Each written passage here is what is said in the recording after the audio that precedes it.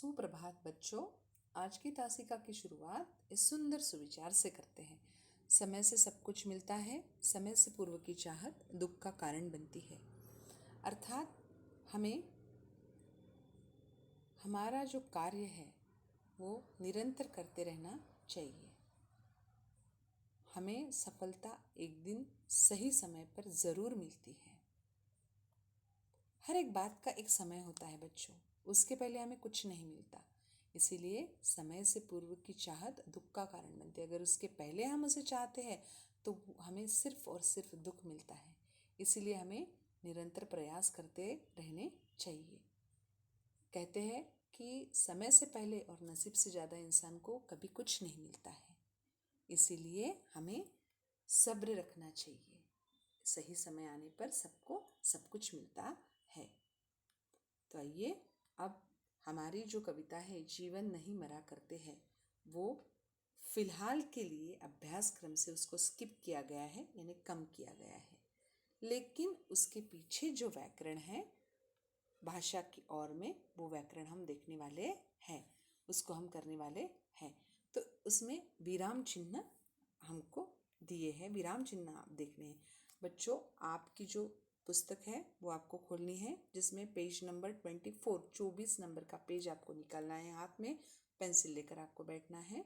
इसमें विराम चिन्ह बताए गए हैं। छोटा कोष्टक, बड़ा कोष्टक, मझला कोष्टक और हंसपद, ये 4 हमको दिखाई दे रहे हैं। जिसमें छोटा कोष्टक जो है वो गोलाकार है। क्रमसूचक अक्षर अंक संवाद में लेखों में हाव भाव सूचित करने के लिए छोटा कोष्टक का प्रयोग करते हैं। अब यहाँ उदाहरण दिया है। पहला, सागर आश्चर्य से आप सब मेरा इंतजार कर रहे हैं। यहाँ वाक्य खत्म होने के बाद विस्मयादिबोधक चिन्ह हमें दिखाई दे रहा है और वो आश्चर्य से पूछ रहा है, इसीलिए आश्चर्य से जो है वो छोटा कोष्टक में लिखा गया है। दूसरा, यहाँ निम्न प्रश्न हल करो। यहाँ छोटे कोष्टक में अ और ब ये हमें लिखे हुए दिखाई दे रहे हैं।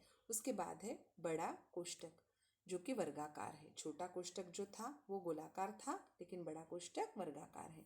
लेखन में त्रुटि या पूर्ति बताने दूसरे कोष्टक को घेरने के लिए इसका प्रयोग करते हैं। जैसे कि ये येलो कलर के बलून में हमें दिखाई दे रहा है। इन्होंने वाक्य लिख के दिया है, रविंद्रनाथ ठाकुर का अनुवादित, और बड़े कोष्टक में लिखा है अनुदित साहित्य सब पढ़ते हैं। अब अनुवादित का अर्थ होता है कि भाषांतरित, जिस हम अनुवाद यानी भाषांतर बोलते हैं ना। और अनुदित का अर्थ होता है कि अकथित, जिसका उदय न हुआ हो। तो ये हमें बड़ा वर्गाकार कोष्टक में, बड़े कोष्टक में लिखा हुआ दिखाई दे रहा है। साहित्य सब पढ़ते हैं। दूसरे वाक्य में देखो, आपका पत्र, उसके बाद नमूना ड छोटे वर्गाकार में है, लेकिन नमूना ड के बाद बड़ा वर्गाकार पूर्ण हुआ है के अनुसार होना चाहिए। उसके बाद है मझला कोष्टक, जिसका ये सर्पाकार है। पहला गोलाकार था, दूसरा वर्गाकार, अब ये सर्पाकार है। इसमें गोदान निर्मला और गबन, ये प्रेमचंद जी के सुप्रसिद्ध उपन्यास है, नॉवेल है। तो इन तीनों के नाम एक साथ दिए हैं, जिसे मझला कोष्टक में लिखा है। और उसके बाद दूसरे इसमें तुलसीदास और कालिदास जी का नाम लिखा है, जो कि महाकवि माने जाते हैं। अब हंसपद क्या है कि जब हम लिखते लिखते एक हाथ गलती से कोई शब्द छूट जाता है तो उसे हम छोटा सा एरो करके ऊपर लिखते हैं, है ना, उसे हंसपद कहा जाता है। एक, अस्मी ने भेंट कार्ड बनाया। अब सुंदर शब्द भूल गए हैं, इसलिए यहाँ हंसपद देकर सुंदर शब्द लिखा है। दूसरा, पिताजी कल आएंगे कहाँ, मुंबई हंसपद देकर ऊपर लिखा गया है। अब मझला कोष्टक सर्पाकार एक साधारण पद से संबंध रखने वाले अलग अलग पंक्तियों के शब्दों को मिलाने के लिए इसका प्रयोग करते हैं।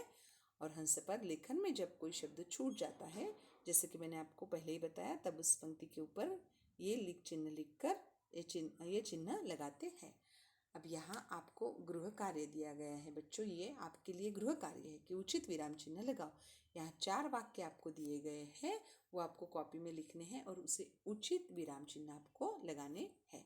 अब हम देखते हैं हमारा अभ्यास 1, जिसमें चित्र देखकर संज्ञा सर्वनाम विशेषण क्रिया आदि के भेदों के आधार पर उचित वाक्य बनाओ और तालिका में शब्द लिखो। यहाँ चित्र दिखाई दे रहा है बच्चों। चित्र में हमें एक पेड़ दिखाई दे रहा है। पेड़ की एक टहनी पर पक्षी बैठे हैं तथा आम लगे हैं पेड़ पर और छोटे छोटे अंडे दिखाई दे रहे हैं। पेड़ के नीचे एक लड़की बैठी है जो आम खा रही है। एक वृद्ध इंसान बैठे हैं जिनके हाथ में आम है और एक लड़का उन्हें पानी पिला रहा है। नीचे पेड़ की पत्तियां गिर गई हैं तथा आम भी गिरा है और चींटियां जो है वो पेड़ के ऊपर चढ़ रही है। तो यहाँ कॉलम दिए हैं 4 जिसमें आपको संज्ञा शब्द, सर्वनाम शब्द, विशेषण शब्द और क्रिया शब्द लिखने हैं। अब आपको यहाँ वाक्य भी बनाने हैं जो कि मैंने बना के आपको दिए हैं। सिर्फ आपको आपकी कॉपी में वो कॉलम करके संज्ञा शब्द, सर्वनाम शब्द, विशेषण शब्द और क्रिया शब्द लिखने हैं। संज्ञा शब्द, संज्ञा क्या है कि किसी भी व्यक्ति, वस्तु, स्थान या प्राणी के नाम को हम संज्ञा कहते हैं। व्यक्तिवाचक संज्ञा, जातिवाचक, भाववाचक, समूहवाचक, द्रव्यवाचक संज्ञा। सर्वनाम, सर्वनाम क्या है? संज्ञा के स्थान पर उपयोग किए जाने वाले शब्द को हम सर्वनाम कहते हैं। पुरुषवाचक सर्वनाम जिसमें उत्तम, मध्यम और अन्य पुरुष आते हैं। दूसरा निश्चयवाचक सर्वनाम, तीसरा अनिश्चयवाचक सर्वनाम, प्रश्नवाचक सर्वनाम, संबंधवाचक सर्वनाम और निजवाचक सर्वनाम। तीसरा है विशेषण। विशेषण क्या है?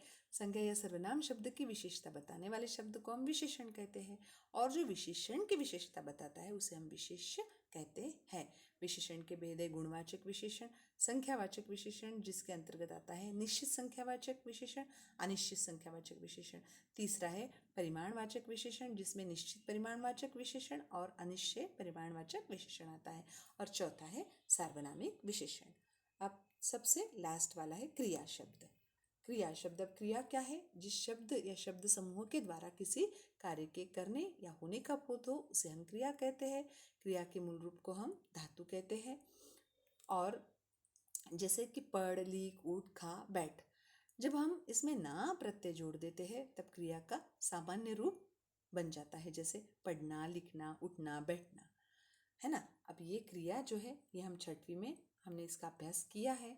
क्रिया के 2 भेद है, एक सकर्मक और दूसरा अकर्मक क्रिया।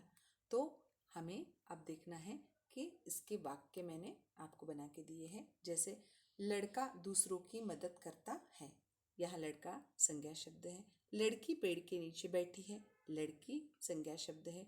बूढ़ा थकावट से बेहाल है, तो बूढ़ा संज्ञा शब्द है। ये आपको संज्ञा का जो कॉलम दिया है इसमें लिखने हैं। उसके बाद सर्वनाम शब्द, वह बहुत अच्छा समाज सेवक है, वह सर्वनाम शब्द है। उसके बारे में सब अच्छा बोलते हैं, उसके ये सर्वनाम शब्द है। और उसने सबकी मदद की, ये इसमें उसने, तो ये आपको सर्वनाम के कॉलम में लिखना है। अब तीसरा है विशेषण शब्द। पेड़ पर मीठे आम लगे हैं, कैसे आम है? मीठे हैं, मीठे, ये विशेषण शब्द है। अब यहाँ गलती से कहानी हुआ है, जहाँ टहनी चाहिए था, टहनी पर सुंदर पक्षी बैठे हैं। सुंदर ये विशेषण है इसलिए उसको विशेषण के कॉलम में लिखना है। और तीसरा है घोंसले में छोटे छोटे अंडे हैं, छोटे छोटे ये विशेषण है इसलिए आपको विशेषण के कॉलम में उसे लिखना है। अब लास्ट वाला है क्रिया शब्द। पेड़ पर पक्षी चहचहा रहे हैं, चहचहा यानी चहकना, ये क्रिया हो गई। उसके बाद मीना आम खा रही है, खाना, ये क्रिया हो गई। मोहन बूढ़े को पानी पिला रहा है, पिलाना, ये क्रिया हो गई। तो ये क्रिया शब्द आपको क्रिया के कॉलम में लिखने हैं।